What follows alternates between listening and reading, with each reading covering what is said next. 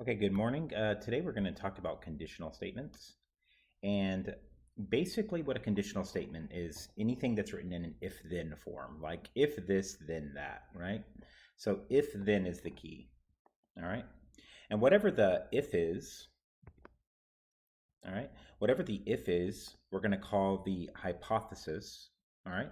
And whatever the then is, we're going to call the conclusion, right? So, this is hypothesis and conclusion. All right, and so normally it'll say hypothesis, then arrow, then conclusion, and then this just means if then, yeah, which is what they're showing here, right? An interesting to keep in mind is if this little Venn diagram is kind of a useful thing to understand. If Q happens, right, then P is going to happen. Sorry. If P happens, it's part of Q, so it's going to happen too. It's kind of weird at first, but you'll see in a few minutes.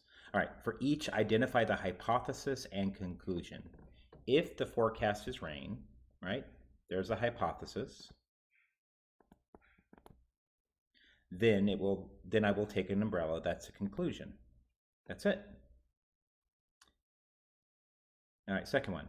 A number is divisible by 10 if its a digit is a 0. So the hypothesis, maybe we should write it this way. The hypothesis was forecast of rain. This pen acts up on me a lot now, to the point I don't even want to use it anymore. Conclusion, take an umbrella. Hypothesis, conclusion, right? Hypothesis. Be careful, they flip this one around, right?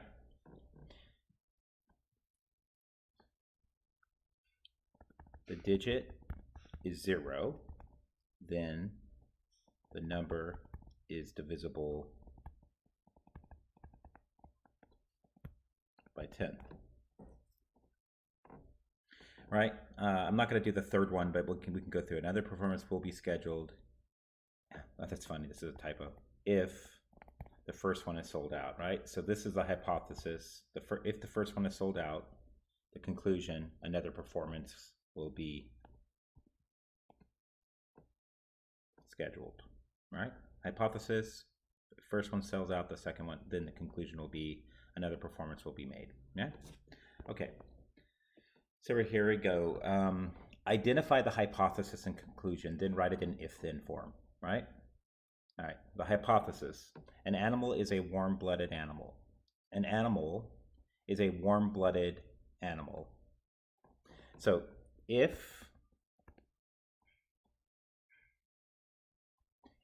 a mammal, then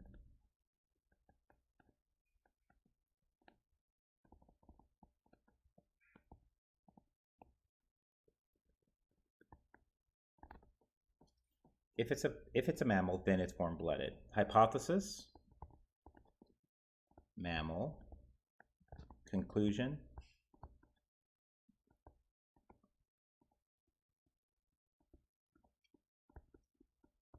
warm-blooded. Okay?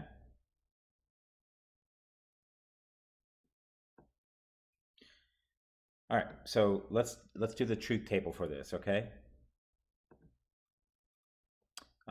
So we're going to put mammal here, right?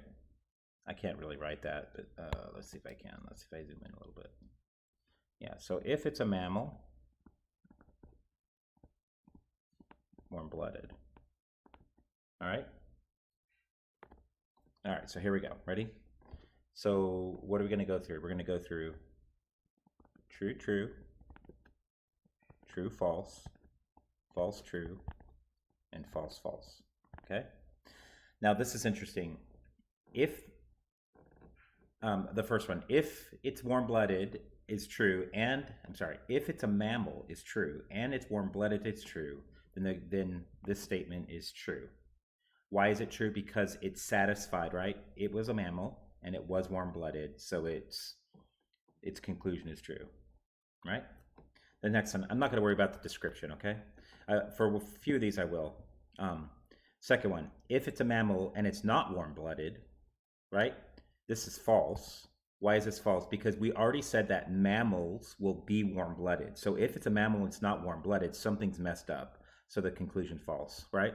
And so we can write a little descriptor here. It was a mammal, right?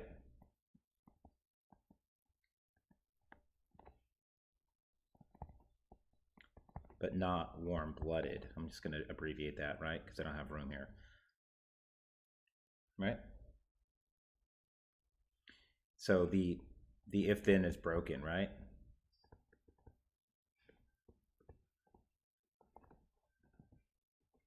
All right, next one.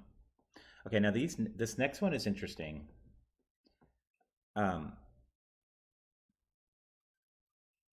If the first condition, right? If the hypothesis is not true, this is I've had a lot of people in my class over the years research this on their own, and then they come back and explain it to the class.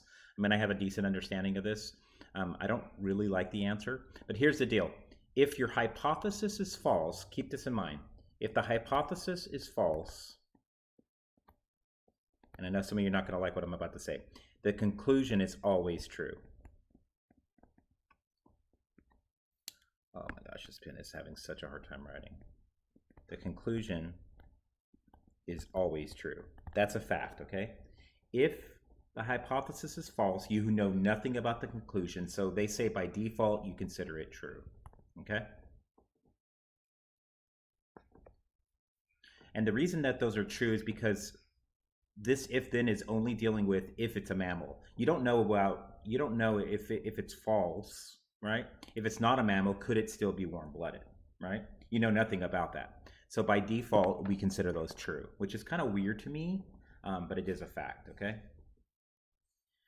All right, I'm not going to do this second letter B because I'm not going to, on your homework tonight, we're really not going to do much with this because I don't think it's that important for what we're trying to do. What is important is the second half, okay? We have these, right? P then Q, right? This is if P then Q right here. Now we have three things that we're going to learn about here: the converse, the inverse, and the contrapositive. Okay, so what the converse does is if it says P then Q, then it's just Q then P. The inverse, if it says not P, then not Q. And then the contrapositive is not Q, then not P. Okay, so for example here, right? If an angle is 39.5 degrees, then it's acute. The second one would be if it's acute, then it's 35 degrees. That's the converse, right? If the angle is not 35 degrees, then it is not acute. If the angle is not acute, then it is not 35 degrees. Pretty simple, okay? So here's what we need to do. The conditional. If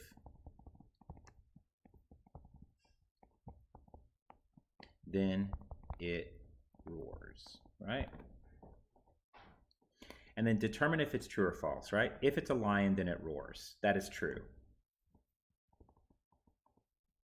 Right? Lions can roar. What would the converse be? If it roars, then it's a lion. This one is false. And the reason this one is false is that lions are not the only animals in the world that can roar, right?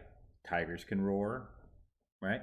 So if it roars and it's a lion is false. So what would be the counterexample?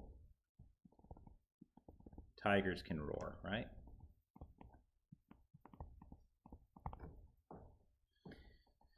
All right, so next one. If it's not a lion, then it cannot roar.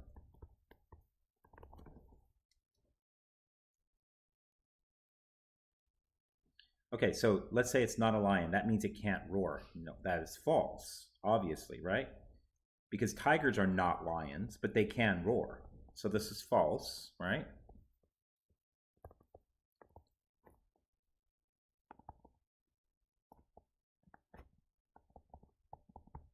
So tigers are not lions, but roar, right? All right, contrapositive.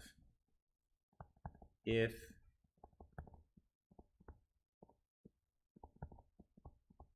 If it does not roar,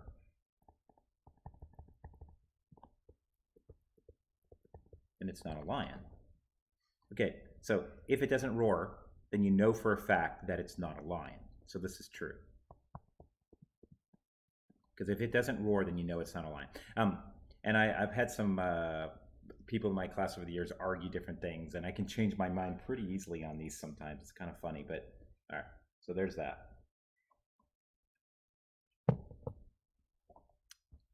All right, next one.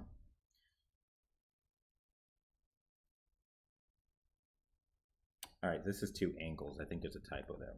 All right.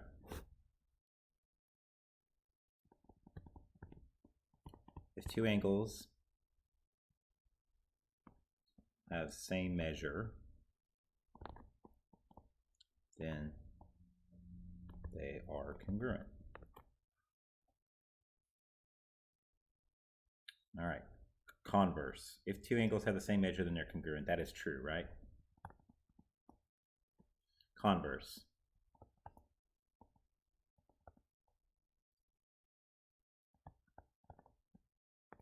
Are not congruent. Oops.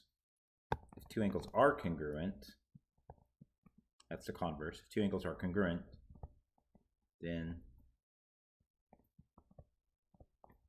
they have the same measure, right? Okay, so if two angles are congruent, do they have the same measure? Yeah, true. Inverse.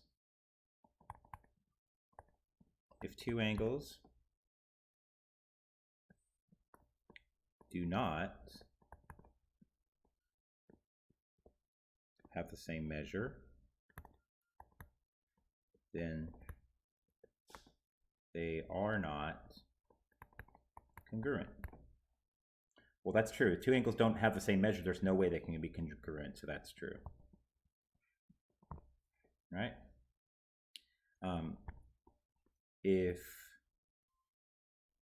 two angles are not congruent, then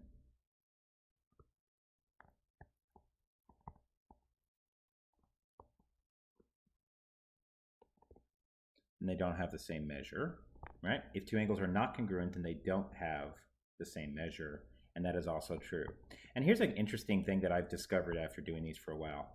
If you make up if-then statements that deal with mathematics, usually the conditional, converse, inverse, and contrapositive, in a lot of senses, tend to all be true, okay?